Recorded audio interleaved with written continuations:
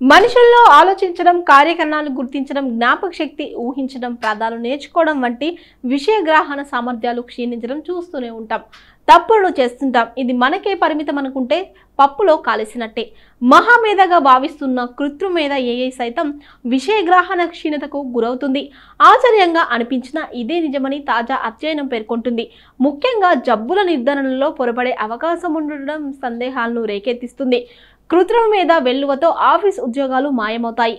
అంత సీనేమి లేదు. దీనికి కొన్ని పరిమితులు లేకపోలేదు. ఆర్టిఫిషియల్ ఇంటెలిజెన్స్ మీద ఇలాంటి వాదోపవాదాలు చాలా కాలంగా నడుస్తూనే ఉన్నాయి. ఈ భయాలను, ఆందోళనను తగ్గించే, అలాగే మరింత పెంచే కొత్త విషయాలను వెలుగులోకి వస్తున్నాయి.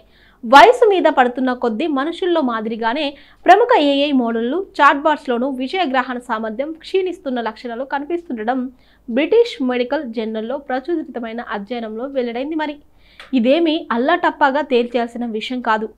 జబ్బుల నిర్ధారణలో ఇప్పుడు వాడుకుంటున్న లార్జ్ లాంగ్వేజ్ మోడళ్లు, చాట్బాట్స్ను మాంట్రియల్ కాగ్నిటివ్ అసెస్మెంట్స్ పరీక్షతో పరిశీలించి మరి గుర్తించిన సంగతి. ఇందులో ChatGPT-4, ChatGPT-4o, Claude 3.5, Gemini 1, Gemini 1.5 వంటి ప్రముఖ చాట్బాట్స్ పనితీరును విశ్లేషించడం గమనార్హం.